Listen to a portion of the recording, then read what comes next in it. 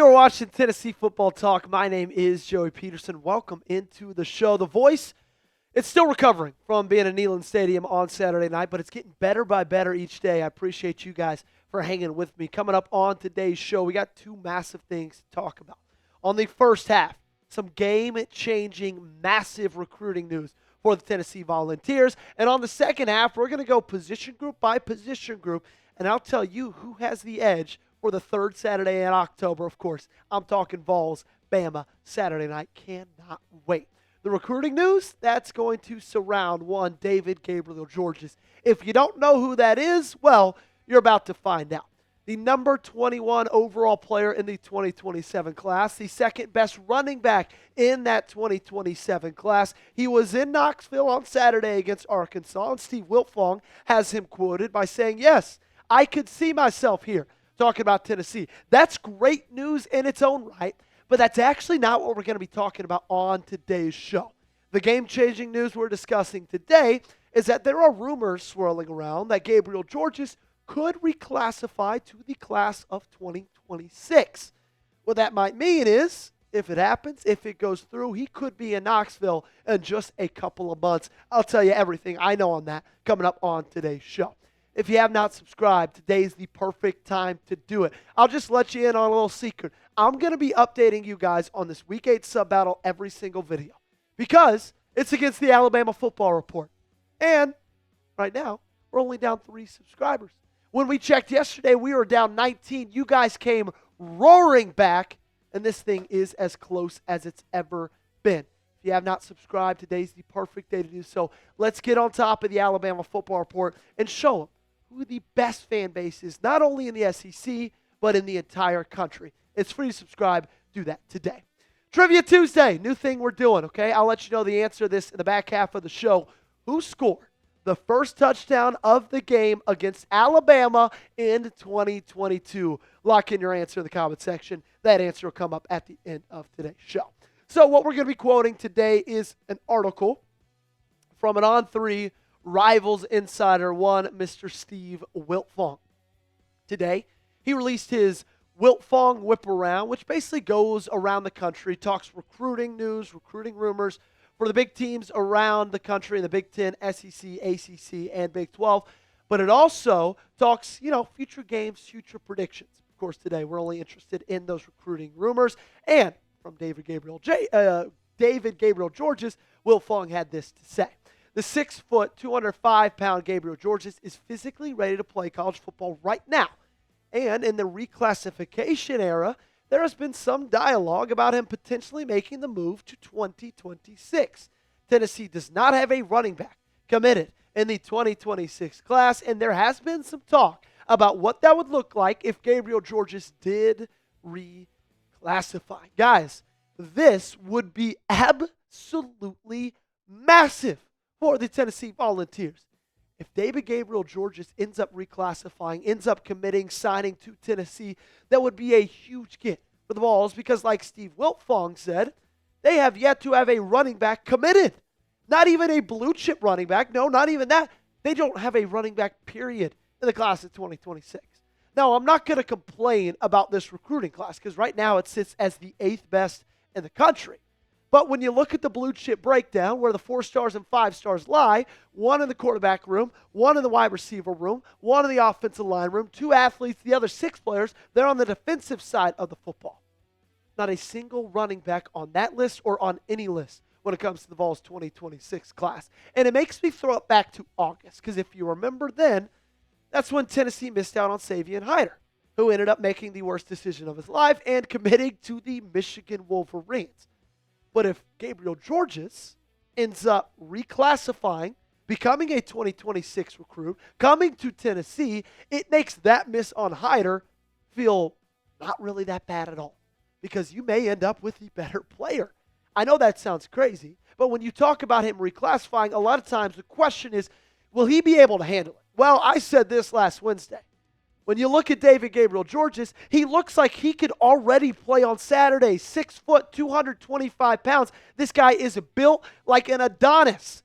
If you had to create a running back in college football 26 and you wanted to make a guy who is just the perfect looking tailback, I guarantee you, you'd make him 6 foot, 225 pounds. He runs incredibly aggressive. He's strong. He's almost impossible to bring down. This is against McCauley. It looks like McCauley has about 100 chances to bring him to the ground, and he just keeps those legs moving. He keeps those feet moving. He breaks that tackle, breaks it off for a 60-yard touchdown. This was a couple weeks before that. Not only is he hard to break down, he's going to go ahead and jump over you as well.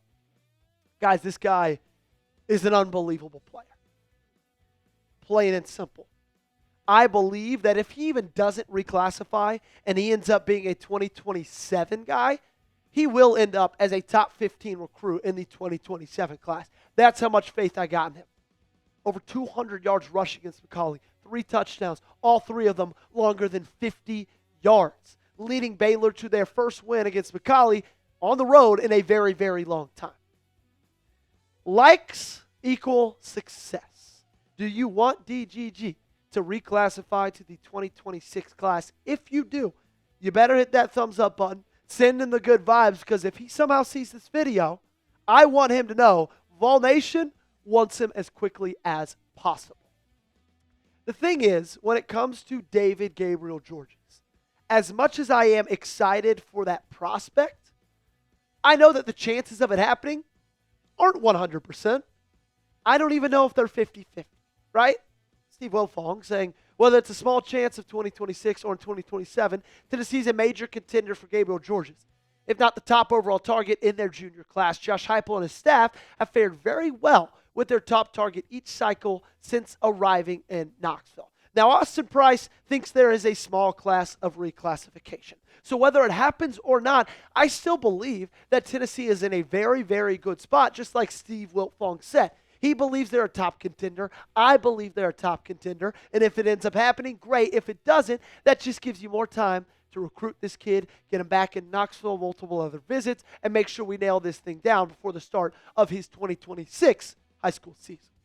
Tennessee doesn't need David Gabriel-Georges to reclassify. I don't want you to hear my excitement in his possibility to reclassify as saying they need this to happen, right? It would be a really good thing for this team if it does happen, though, because he would come in with Faizon Brandon, Tristen Keys. So that means you're bringing in the triplets of the future. And I know that might sound dramatic.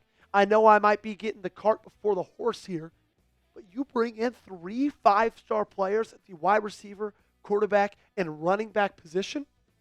I'll sign up for that any day of the week. And I've still got love for Deshaun Bishop.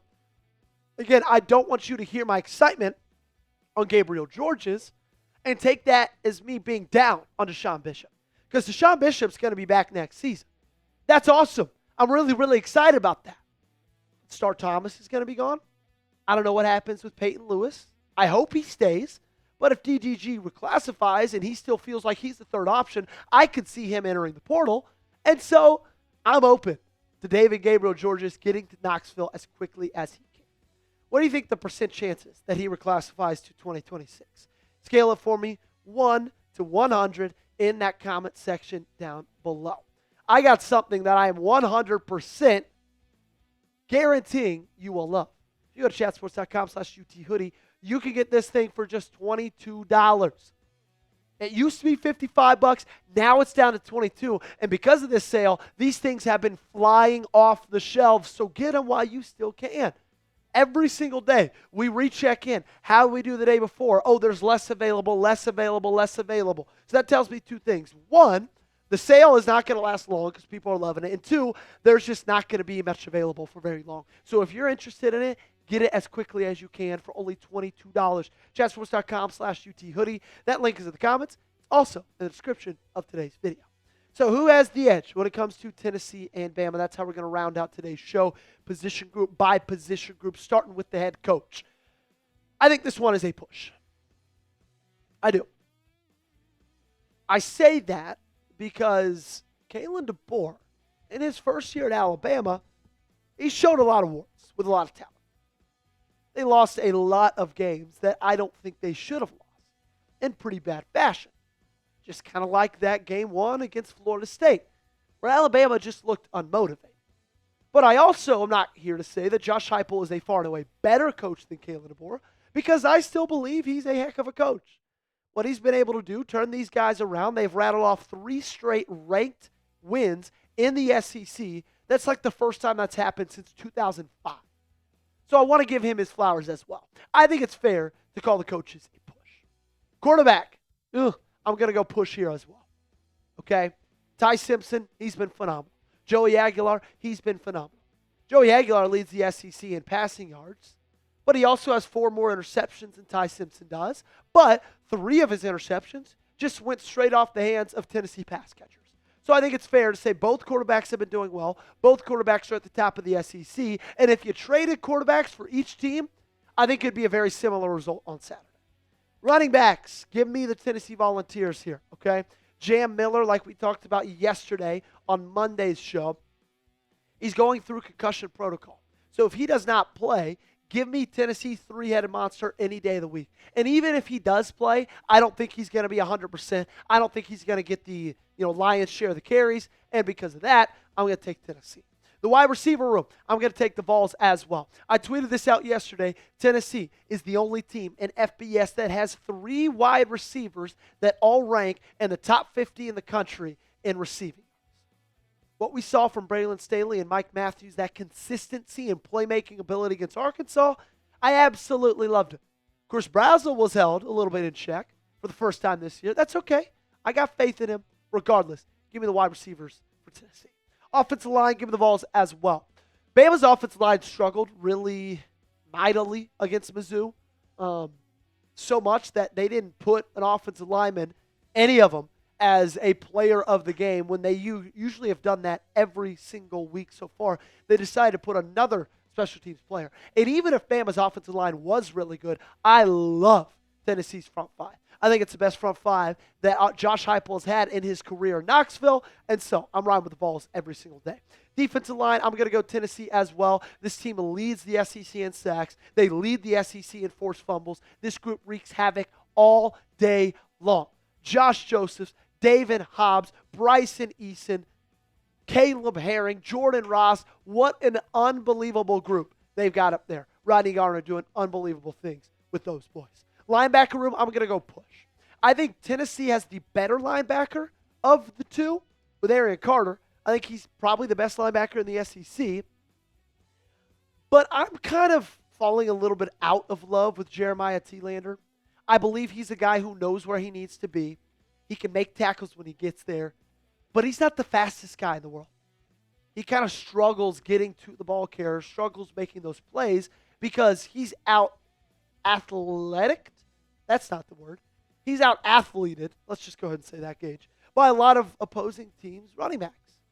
And that's tough for me. I want to see more of Perlot. We saw a ton of him on Saturday against Arkansas. He looked phenomenal. But Bama's got Justin Jefferson, not the wide receiver, the linebacker, and he's been great. And so I think this one truly is a push. Cornerback room, I'm going to go Alabama. If Jermon McCoy was back, if Jermon McCoy is healthy, with Colton Hood and McCoy, I would go Tennessee all day long. But I'm going to fare Bama in this one. And then I'm going to fare Bama in the safety room as well. Look, I think Tennessee's safety room is the biggest weakness on this team.